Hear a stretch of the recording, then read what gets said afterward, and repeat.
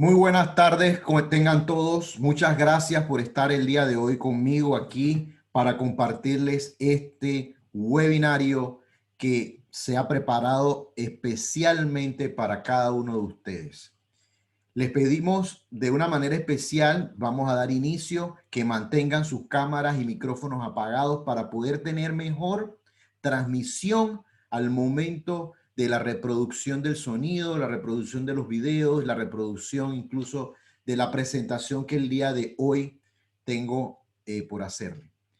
En nombre de la Autoridad Nacional de Transparencia y Acceso a la Información, ANTAI, le damos la bienvenida en nombre de ICASE también, que ha preparado todos estos seminarios, estos webinars, estos módulos, que son 7 módulos, y hoy estamos en el módulo número 3. Ya hemos hecho 2 módulos anteriores. Este es el módulo número 3. Son 7 módulos que conforman todo este programa, este proceso de liderazgo en gestión emocional.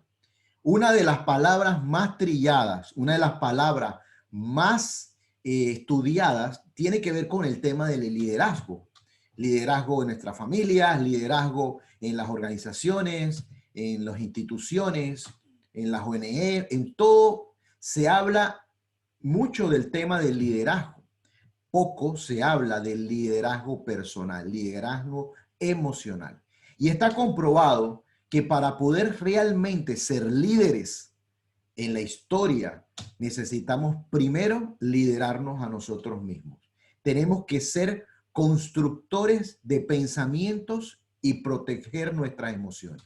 En el primer webinar que les compartí hace unas semanas atrás, prácticamente ya casi un mes atrás, hablaba sobre cómo filtrar los estímulos estresantes.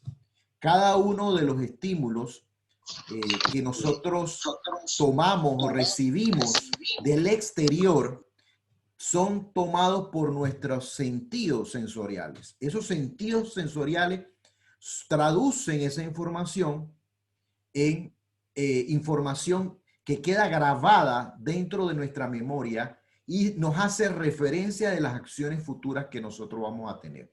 Toda actitud de nuestra vida está conformada por la construcción de un pensamiento que inició de una emoción natural. Somos seres emocionales, pero para poder liderar, y eso lo hablé en el primer webinar, tenemos que aprender a filtrar esas tensiones, esos estímulos estresantes que todos tenemos. Todos tenemos que pasar por momentos buenos, malos y feos en la vida. Todos tenemos que transitar en esta vida por momentos donde tenemos que pasar y liderar en nuestro yo consciente para que nuestra emoción sea la adecuada y la construcción de los pensamientos sean los correctos. Tenemos que gerenciar nuestros pensamientos, pero tenemos que ser administradores de nuestra emoción. En el segundo webinar, yo les hablé sobre sobre el reinventándonos en el caos y cómo nosotros tenemos que ser conscientes que no tenemos control absoluto de las cosas que se van dando en la vida. Por ejemplo, lo más reciente es el tema de la pandemia, que a todos nos ha caído prácticamente como de sorpresa. E incluso hasta el día de hoy hay muchas cosas que no sabemos cómo nos vamos a terminar comportando de aquí en adelante. Lo que sí sabemos es que nuestra vida ha cambiado. Y todos esos momentos que le podemos llamar caos, una noticia, una situación, un evento inesperado, registra automáticamente en nuestra memoria toda esa experiencia que se va a convertir en actitudes en nuestra vida. El día de hoy voy a compartirles este tercer módulo que tiene que ver con la empatía. La empatía es uno de los elementos fundamentales en las relaciones humanas. Es bien importante y lo que voy a transmitirles el día de hoy les va a enseñar, le va a revelar la importancia que tiene el poder conectar con los seres humanos, poder lograr establecer esa sintonía para que nosotros podamos tener buenas relaciones con los demás, pero sobre todo con nosotros mismos. Durante el transcurso de este webinar, sé que te vas a llevar herramientas. Voy a seguir hablando sobre terminologías que he usado en el webinar inicial, en el número 1 y el módulo número 2, sobre terminologías que el doctor Augusto Curi, de donde se ha extraído la inspiración de este mensaje, hace referencia. El doctor Augusto Curi está dentro de los 10 autores más leídos del mundo, un científico, una persona que ha dedicado su vida al estudio de la mente y de los comportamientos humanos. Es un psiquiatra muy conocido y desarrolló la teoría multifocal. Y esta teoría es la que yo vengo a brindarles el día de hoy, que nos regala herramientas específicas de vida. En el primer módulo y en el segundo hablé sobre el DCD, que hoy también voy a seguir profundizando en eso. El DCD como primera herramienta de uso para poder filtrar las tensiones que tenemos en la vida, filtrar esos estímulos estresantes. Entonces, el doctor Augusto Curi, que desarrolló esta teoría multifocal, nos regala y nos dice que nuestra mente no es unilateral, desarrolla diferentes pensamientos paralelos. ¿Qué quiero decir con esto? Que el yo consciente, que es mi pensamiento, el que yo puedo dirigir lo que quiero pensar, está también conectado con otra manera de pensar que se llama autoflujo, que es el que recorre todas esas ventanas de las memorias de nuestra vida, de la historia que hemos recorrido, de la experiencia de vida y nos despierta emociones y actitudes que de pronto no son las más adecuadas. En algunos momentos podrá que sí, en otros momentos que no. Pero lo importante es que el yo lidere para poder nosotros ser autor de tu propia historia. Es importante que a medida que voy a ir desarrollando en el chat de grupo, también va a haber un formulario para que todas las personas que están participando de este webinar metan sus datos de participación, porque es un control que se está haciendo y casi está llevando este control de la asistencia que se está dando en este webinar. Como les decía, la teoría multifocal del doctor Augusto Curi, este estudio que ha analizado, se atrevió a hacer un análisis profundo de la vida del maestro de maestros, el maestro de la empatía, el maestro de la sensibilidad, Cristo Jesús. Él descubrió que durante el transcurso de la vida se había estudiado a Jesús desde un ámbito teológico, espiritual y religioso, pero no había nadie que se había atrevido a estudiarlo desde un aspecto psicológico, psiquiátrico, pedagógico y sociológico. Sus comportamientos nos fueron dejando huellas, herramientas que paralelamente el doctor Curi pudo darse cuenta que Jesús, el maestro de maestros, utilizaba de una manera estas herramientas que él llama la teoría multifocal. Y a medida que voy a ir desarrollando, siempre termino con las experiencias del maestro, cómo él aplicaba cada una de esas experiencias, cómo se manejaba sus emociones. Por eso nosotros necesitamos liderar nuestras emociones, necesitamos ser autores de nuestra propia historia, pero para poder lograr eso, requerimos salir del escenario, del público y ser protagonista. Y para ser protagonista, requerimos y necesitamos poder liderar en nuestras emociones.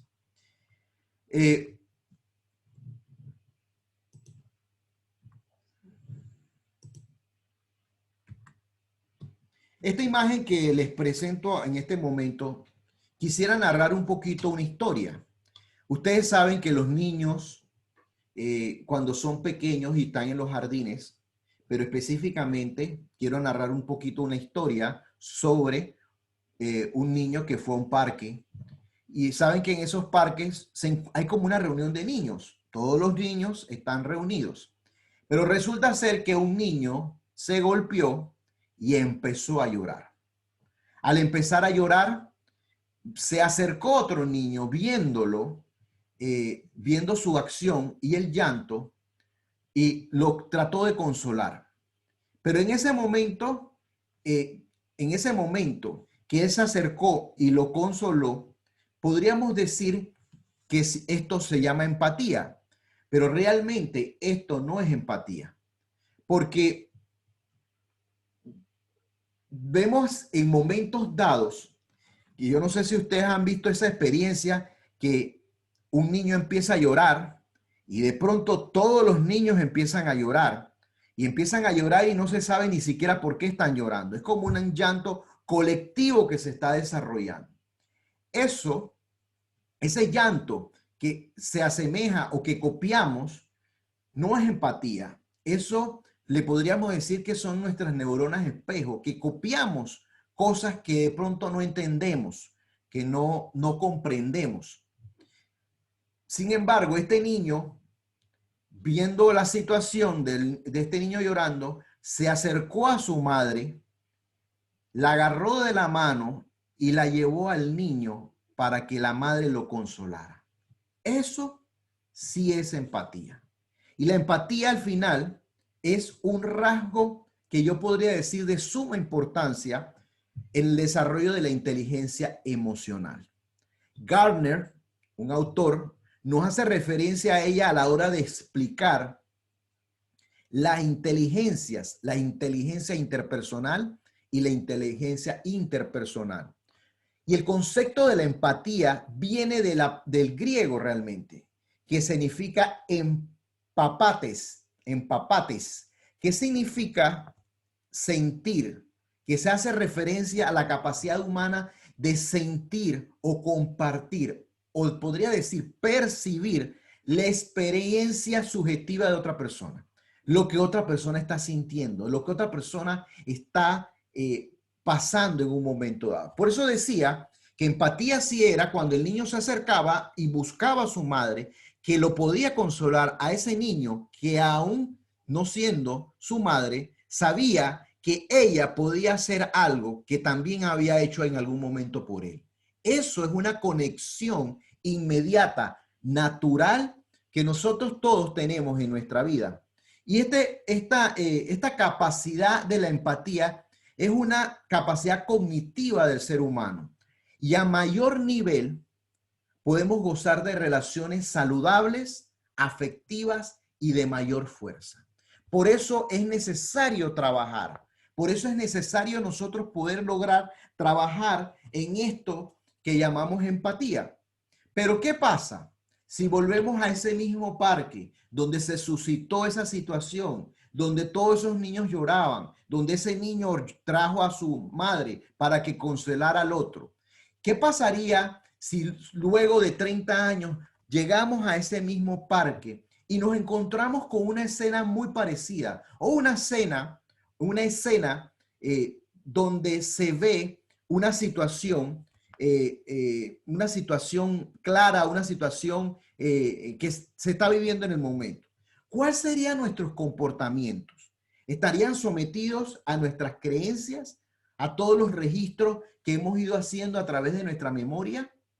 Porque, ¿qué nos detiene en un momento dado a poder ver en un momento dado situaciones en la vida que sabemos que algo está sucediendo, pero nos detenemos? Y es muy posible que ver una escena nos quedaríamos, como les digo, paralizados por nuestros intereses, imagen, lo que pueden pensar de mí, o simplemente no genera ni un valor de lo que considero importante para mí. Y vemos en esas situaciones como si no nos importara lo que está sucediendo a la otra persona. Empatía es brindar la habilidad de entender los sentimientos y necesidades y problemas de los demás. Es poder ir más allá de lo que nuestros ojos están viendo. Es lo que las emociones y lo que nuestra percepción está sintiendo. Es poder ponerse en el lugar del otro y responder con reacciones emocionales. Y Diría que el grado de empatía viene de la educación recibida en las primeras etapas de nuestra vida.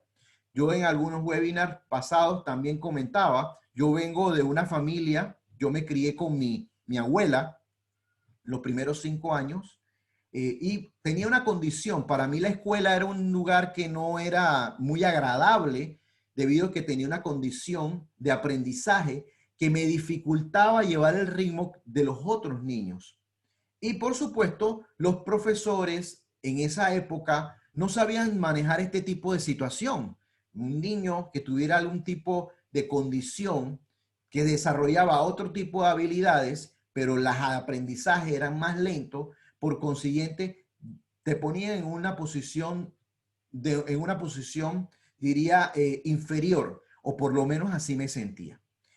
Yo de todas maneras puedo decir que esa realidad de mi vida que vivía, y yo vivía con mi abuela, yo no podría decir que mi madre y mi padre no me amaban. Yo sentía el amor de ellos. Yo creo que mi condición también se preocupaban. Yo durante mis primeras edades, yo tenía profesores, tutores de todo para ayudarme y de esa manera me reflejaban su amor, me reflejaban que yo le importaba, que era importante para ellos. Y seguramente los que han carecido en su niñez, que padecieron de esas miserias afectivas, porque no todos los niños o todas las personas tienen la misma experiencia. Entonces, todos los niños que de alguna manera carecen de eso, se ven con una disminución en esa parte empática. Pero lo que vemos con mayor desarrollo de la empatía, gozan de eso, de esa protección, y es que gozaron de esa protección afectiva, lograron tener un mejor aprendizaje a la hora de a la hora de relacionarse con los otros niños. Observan e interpretan cómo otras personas reaccionan ante esto. Y todo este proceso se desarrolla en las primeras etapas de vida.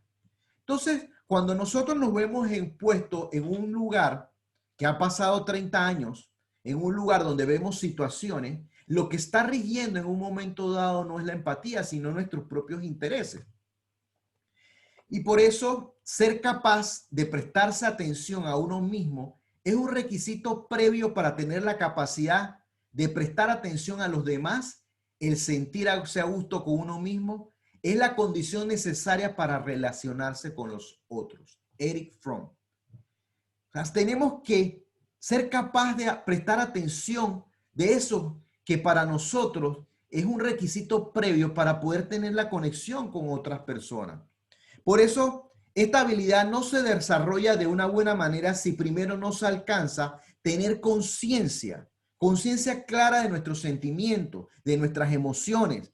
La empatía es una de las destrezas básicas e importantes de la comunicación interpersonal. Y poder entender el mensaje, los pensamientos y sentimientos que otros nos transmiten, eso es la clave para formar la inteligencia emocional. Es normal poder percibir de manera consciente lo que otros sienten aún cuando no lo expresan verbalmente. No es necesario escuchar en voz audible lo que otra persona está sintiendo, solamente con su cara, solamente con sus emociones, te lo está proyectando, te lo está hablando, te lo está diciendo. Y este mensaje lo transmite todo. Dice que uno puede mentir con palabras, pero las emociones y el cuerpo no. Por eso tenemos que aprender a ser observadores de las cosas que están sucediendo en nuestra vida. Yo tengo ahorita mismo la oportunidad de estar viviendo con mi suegra. Ella, mi suegro falleció el año pasado y este año con esta situación de la pandemia, eh, estaba viviendo sola, así que nosotros decidimos como familia que se viniera a vivir con nosotros. Para mí ha sido fenomenal, ha sido estupendo, porque he aprendido a conocerla más también. A veces uno cree que conoce a las personas, pero cuando convive con ellas puede conocerlas mejor. Y mi suegra es de esas personas que te habla, pero te habla de una manera subliminal. Entonces he aprendido, yo siento que esto estos meses de cuarentena para mí ha sido como un entrenamiento personal, un entrenamiento para poder interpretar lo que me quiere decir, lo que las palabras no están diciendo a través de las emociones y a través de su postura, a través de su cuerpo. No sé, ha sido una educación que probablemente ya tuvo durante toda su vida, pero a mí me ha servido para poder conocerla más, para poder entender sus necesidades también. Entonces, ¿cómo se crea el proceso de construcción de los pensamientos y las actitudes? Sabemos que cada pensamiento al final se desarrolla en actitudes, actitudes que son nuestros comportamientos. Y aquí es donde está la base de la teoría de la inteligencia multifocal del doctor Auguste. Todos nuestros estímulos externos están revelados a través de los sentidos humanos. Nuestros sentidos se convierten en esas parabólicas que van captando el mensaje, pero que luego, a través de ese proceso, el fenómeno RAM que les hablé, el registro automático de la memoria, toma como si fueran fotografías, graba 24 horas, 7 días a la semana información. Por eso es muy valioso y muy importante qué tipo de registro estás haciendo en tu memoria. Porque de esos registros automáticos se van generando lo que se llaman las ventanas, que el doctor Curie nos habla de 3 tipos de ventanas. Las ventanas light, que son las ventanas de situaciones placenteras, las ventanas killer, como su nombre lo explica, asesina porque nos asfixia nuestros sueños, las ventanas neutrales, que no reflejan ningún tipo de emoción. Y estas ventanas son alimentadas o son recreadas por el autoflujo. El autoflujo son esos pensamientos continuos que nosotros tenemos inconscientes. Por eso, en algunos momentos, cuando dormimos, soñamos, y cuando soñamos, el autoflujo le ha permitido al yo consciente ser parte de esa imaginación que ha creado el autoflujo. Pero ¿de dónde se alimenta el autoflujo? Se alimenta de las ventanas. Y cada vez que se alimenta de esas ventanas, va desarrollando plataformas. En esa ventana va desarrollando plataformas alrededor donde va condicionando tan fuertemente nuestras creencias que se convierten en nuestras actitudes de vida. Todos los pensamientos, sentimientos, ideas y fantasías, imágenes, son recreadas por ese autoflujo que se convierte en plataforma y que al final se convierte en actitudes de nuestra vida. A lo largo de nuestra historia, muchas ventanas se van a formar, componiendo nuestra memoria y construyendo nuestros patrones, desde que somos muy pequeños, desde que somos muy niños, desde que somos muy pequeñitos. Vamos construyendo bajo experiencias de vida, vamos construyendo lo que se va a llamar nuestras memorias. Y ser niños emocionales sería decir que somos adultos incapaces. ¿Qué quiero yo decir con eso? Que no importa la edad que nosotros tengamos, podemos tener una edad adulta, pero podemos ser niños emocionales.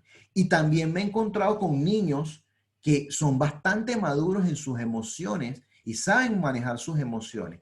¿Y a qué se debe eso? Que a medida que nosotros vamos construyendo nuestra historia, cada una de esas plataformas van construyendo nuestros patrones que se convierten en nuestras creencias. Por eso es sumamente importante poder colocarnos en la posición del otro. Y lo que en juerga se dice ponernos en los zapatos del otro. Hemos escuchado de pronto este tipo de mensajes. Ponernos en los zapatos del otro significa poder entender lo que el otro está viviendo como si fuera yo mismo, si fuera yo esa persona.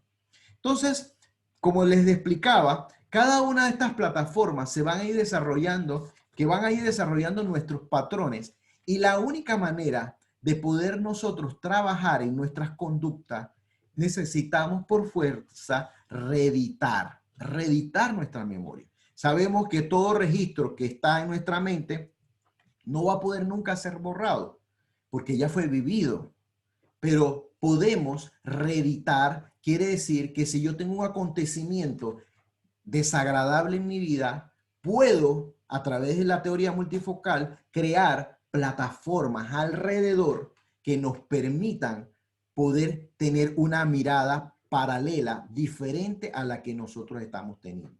Para ello, es importante utilizar la herramienta del DCD que hablé en los webinars anterior, que cuando tenemos esos focos de tensión, cuando estamos nosotros en una situación de dificultad, de tensión, tenemos que aplicar el DCD, dudar, criticar y determinar, dudar de esa emoción que estamos generando, criticar qué me produce esa emoción y determinar salir de esa situación. Entonces, esta postura nos ayuda a filtrar para que no se siga retroalimentando o creciendo plataformas que le den más fuerza a esa actitud o a esa situación en nuestra vida que nos hace un comportamiento.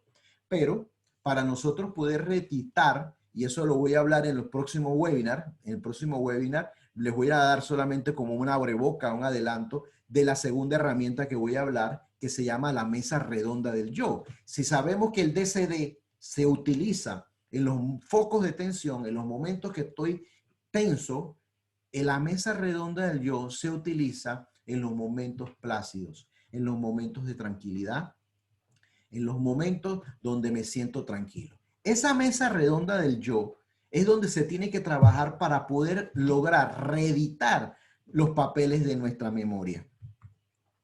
La memoria, según la teoría de la inteligencia multifocal, se divide en tres. La primera es la memoria genética.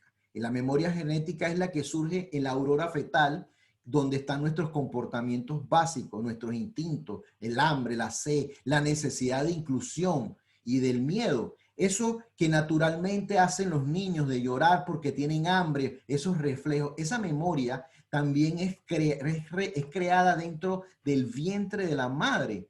También todos los estímulos que se van generando alrededor de los sonidos, las palabras, las situaciones, los niños van generando esas ventanas genéticas que se van generando en su memoria. Pero hay una segunda que se llama la memoria existencial, que son todas las informaciones archivadas a lo largo de la historia del ser humano. Y yo con esto, ¿qué quiero decir? Imagínense un gran archivador gigante, donde cada uno de los acontecimientos se van guardando dentro de ese archivador. Pues eso conforma toda tu historia. Eso se llama la memoria existencial. Pero tenemos lo que se llama la memoria de uso continuo, que es la memoria que yo utilizo para poder moverme de una manera rápida. Si le pongo un ejemplo, es como si yo tengo un gran archivador, pero tengo ciertos papeles que para mí son importantes, los pongo en la mesa porque necesito accesar rápido a esa información. Esta memoria de uso continuo es lo que nosotros hacemos prácticamente el día de hoy y que transitamos en ese día a día porque nos da la referencia. Pero la memoria existencial de la historia que hemos vivido, que ha desarrollado las plataformas, va desarrollando nuestras actitudes en la vida.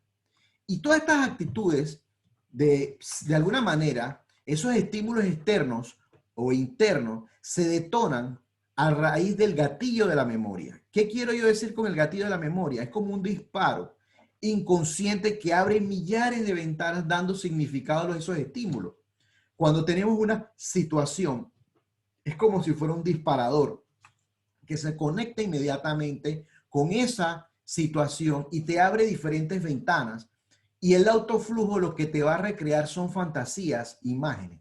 Por eso muchas veces las personas sufren por adelantado, sufren en el 98% de los casos de las imaginaciones y los sucesos que van a acontecer, pero que al final nunca van a ser, nunca se van a dar, nunca va a pasar. Entonces, por eso es importante que nosotros, cuando el gatillo de la memoria nos activa, en ese momento tenemos que aplicar el DCD, dudar, criticar y determinar. Tenemos que dudar de lo que nosotros estamos percibiendo en ese momento.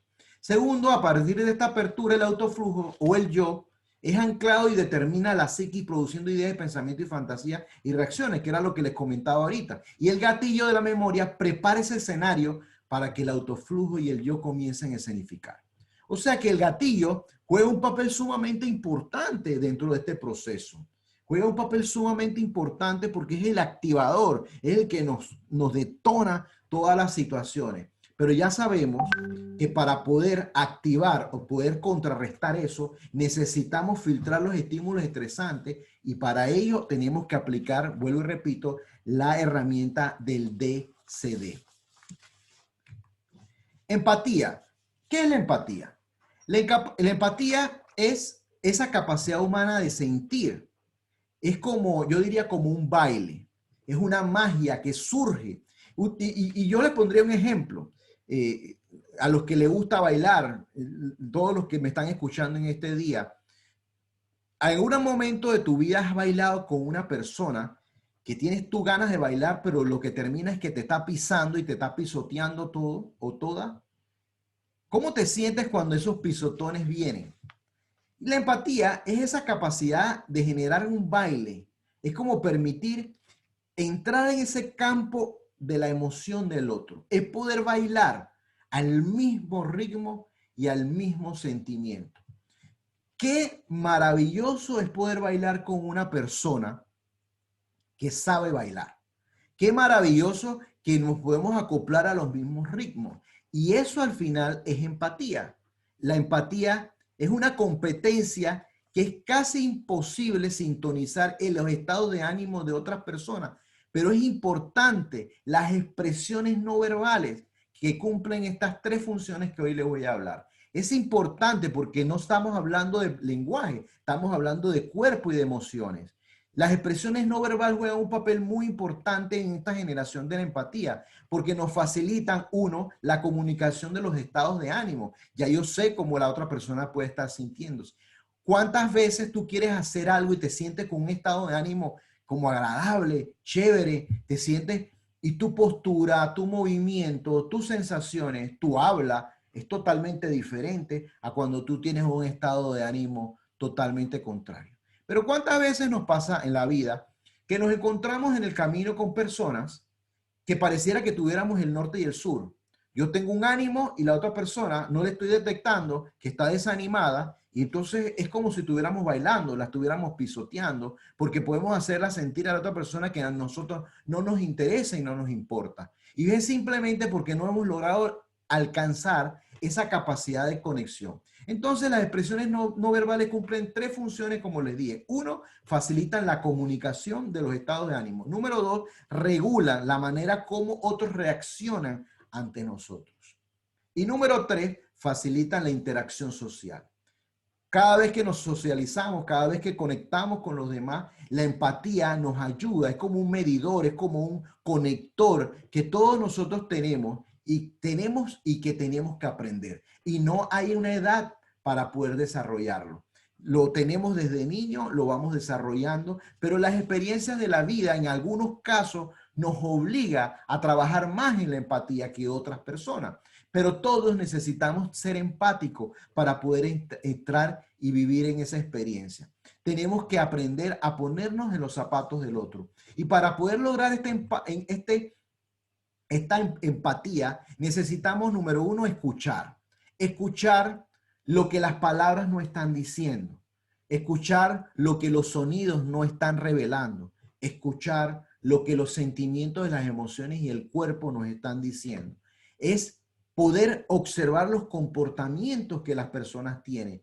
Ese desenvolvimiento que la persona está teniendo es poder ver las respuestas que tiene esa persona ante ciertas circunstancias y ciertas situaciones. Y por supuesto, es saber ponerte en el lugar del otro. Y cuando nosotros podemos lograr tener este proceso, entonces podríamos decir que estamos teniendo un excelente baile. Estamos teniendo un excelente movimiento, estamos teniendo la conexión especial en las otras personas. Ponernos en el lugar del otro es poder ponernos en el zapato del otro, es poder vivir la experiencia que esa persona está viviendo. Voy a ponerles ahorita un video que habla un poquito sobre este tema y meditemos qué es ponernos en los zapatos del otro. Dice la canción que caminando se aprende la vida. Y se aprende de distintas formas según el zapato que lleves puesto. Estos son mis zapatos. Con ellos aprendí que la vida era comodidad y bienestar, la suavidad de un buen cuero y la firmeza de una suela impenetrable. Aprendí a caminar la vida por los caminos más seguros, a desfilar por las alfombras más finas, a bailar por las pistas más brillantes. Aprendí a relacionarme solo con gente que calzara zapatos como los míos. Nunca mis pies sufrieron frío, ni calor, ni dureza, ni clavo en el asfalto. Pero un día la misma vida que me había dado todo me lo quitó todo, incluyendo mis zapatos. De pronto me vi descalzo y desprotegido y mis pies se llenaron de durezas por las dificultades del camino. Sentí frío y me lastimé con los clavos del asfalto. Pensaba que estaba perdido, pero fue entonces cuando más aprendí. Por fin fui capaz de imaginar cómo sería caminar en las chancletas del vendedor ambulante, o en las botas del pescador, o en los tacones altos de la secretaria ejecutiva. Por fin sabía lo que era empatía y también sabía que descalzo es como mejor se sienten los pies en la arena. La vida caprichosa me ha devuelto todo lo que tenía y me sigue dando más y más. Volví a tener aquellos zapatos finos, pero ya no los uso como antes. Cada día intento ponerme un par de zapatos diferente, los de otra persona.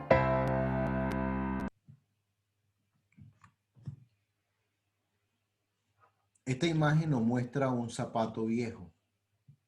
Y podríamos decir que esta puede ser la vida de cada uno de nosotros, que se ve reflejado en un zapato, en ese recorrido que hemos tenido en la vida, en esas situaciones que hemos vivido, las dificultades que hemos tenido que pasar, los acontecimientos que hemos tenido que enfrentar, donde nos hemos visto afectados emocionalmente, donde nos hemos visto golpeados.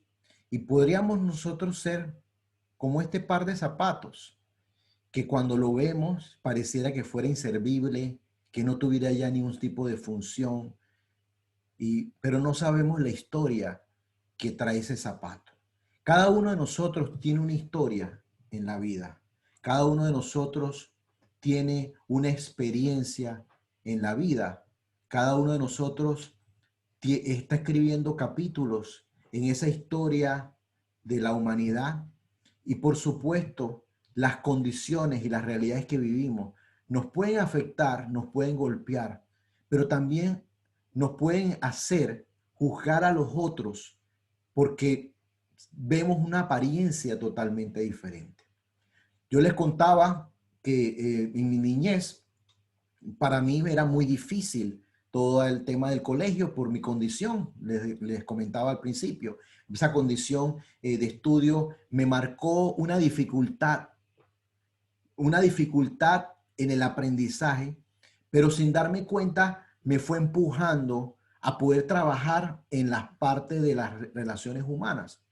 Yo puedo decir el día de hoy que yo soy una persona muy introvertida, soy una persona, y no pareciera porque me conecto con la gente, hablo con las personas, e incluso tengo más de 17 años trabajando en proyectos donde se involucra personas, pero si me hablan a mí, yo diría que soy una persona introvertida, soy una persona que he tenido que trabajar durante toda mi vida para poder conectar con los demás.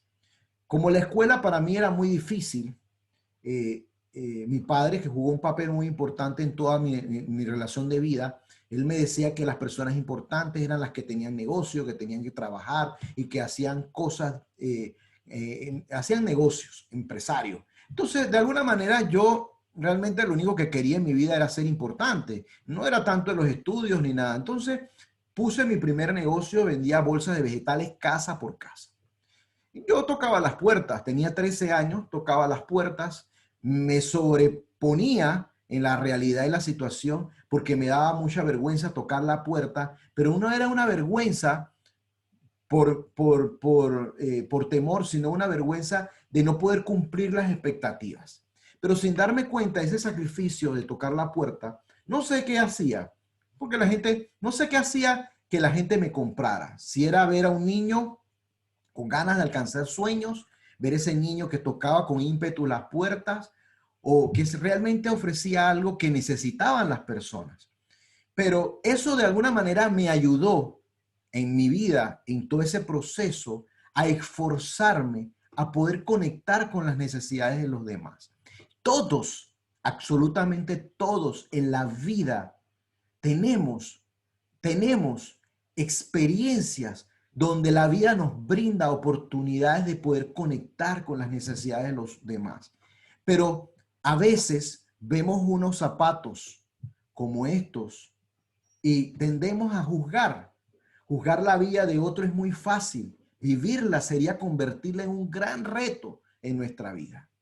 Tendemos a juzgar la realidad de la persona que vemos en la calle, o juzgamos las condiciones de la otra persona, o tendemos a pensar que las cosas se tienen que hacer de determinada manera y simplemente observamos y vemos y tomamos decisiones y juzgamos sin ponernos en los zapatos de esa persona, en la vida que ha llevado, las experiencias que ha llevado.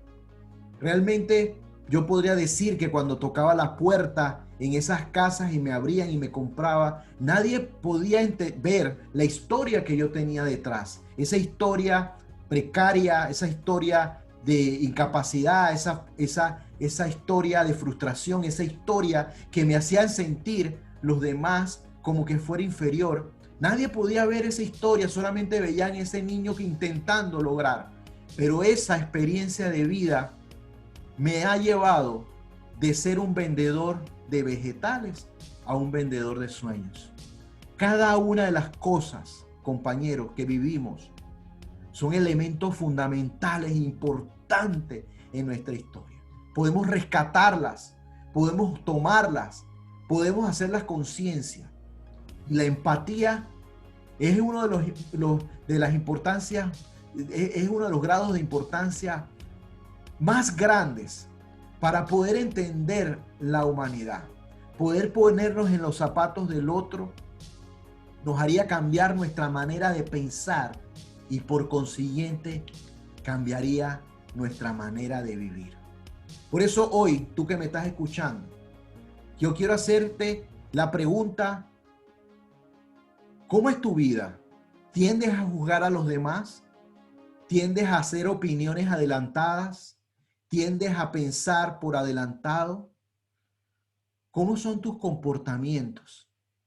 Porque para desarrollar la empatía, como la desarrolló el maestro de maestros, necesitamos estos 5 aspectos de nuestra vida. Número 1, aprender y saber escuchar, que las escuchas son más que palabras.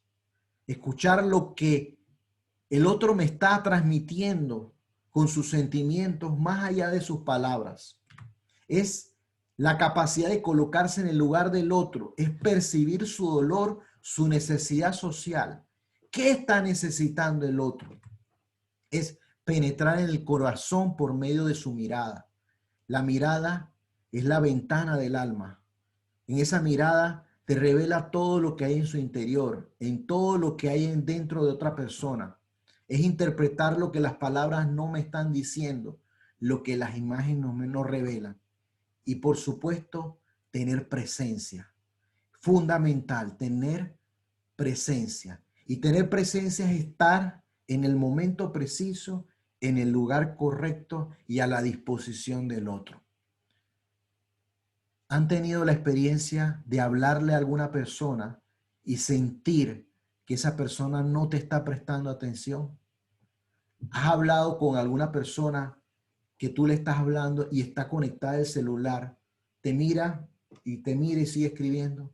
¿Cómo te hace sentir eso?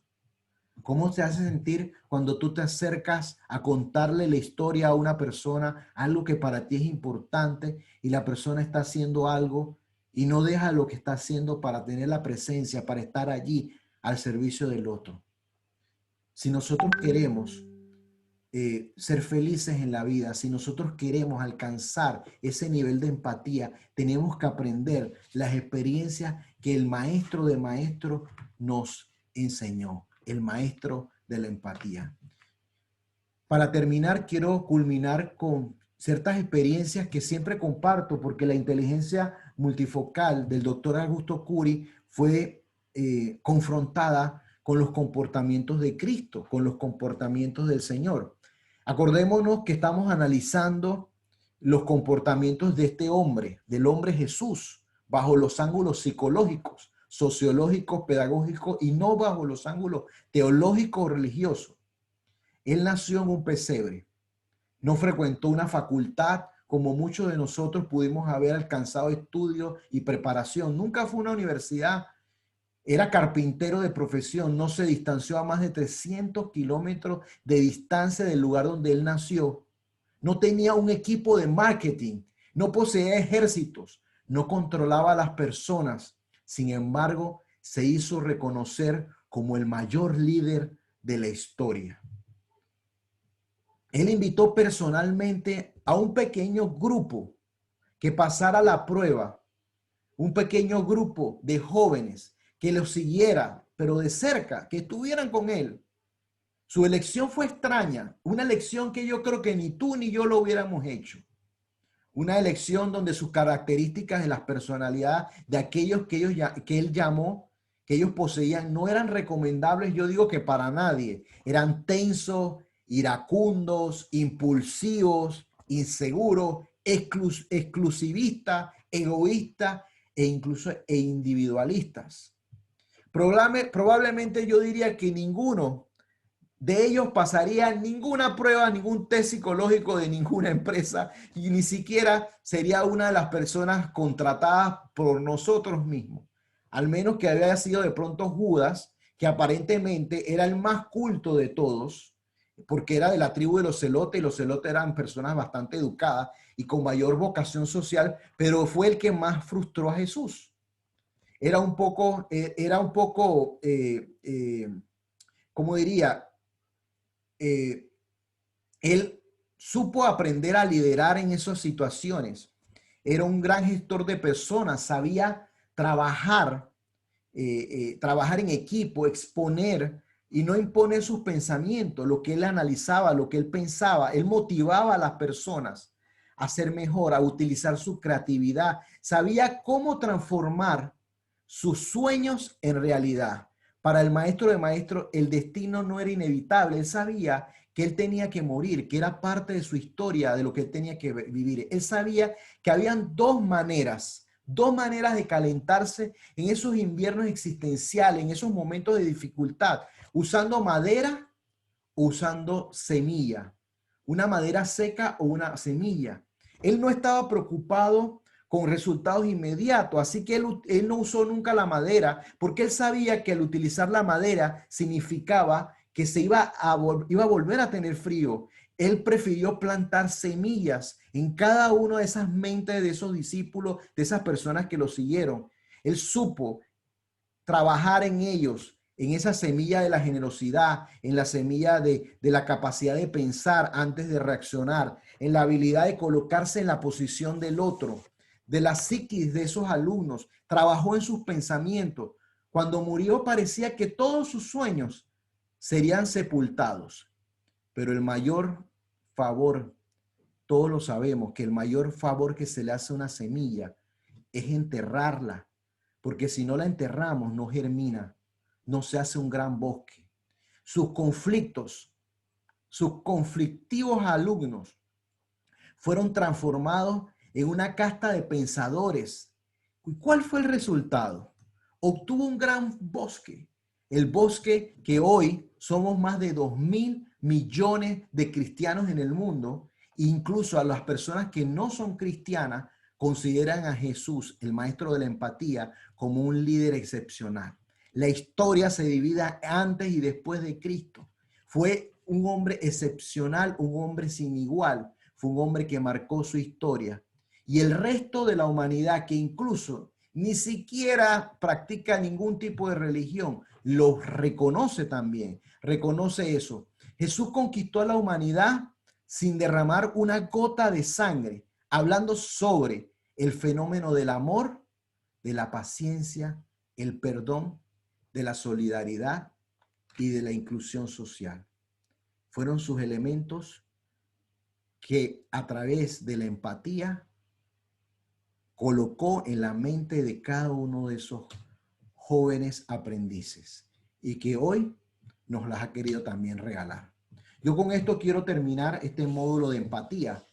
un módulo que nos hace ver en qué nivel nosotros estamos y dónde tenemos que trabajar para poder lograr la conexión con los demás. Vivimos en un mundo donde nos necesitamos los unos a los otros, pero el colocarse en los zapatos del otro es la base fundamental para poder entender y comprender la humanidad. Queremos liderar en nuestras emociones, queremos liderar en esta gestión emocional, queremos escribir los mejores capítulos de la historia, tenemos que aprender a conocernos nosotros y conocer al otro. Con esto doy terminado este webinar número 3, dándole las gracias a cada uno de ustedes. Aquí están mis datos. Voy a dejar un tiempo también para preguntas y respuestas que con mucho gusto quisiera responderle a cada uno de ustedes, a los que tengan alguna duda o quieran agregar algo que han sentido dentro de en qué les ha servido todo este proceso de estos 3 módulos, y si no tuviste la oportunidad de estar en los módulos anteriores, en qué te sirvió estar aquí el día de hoy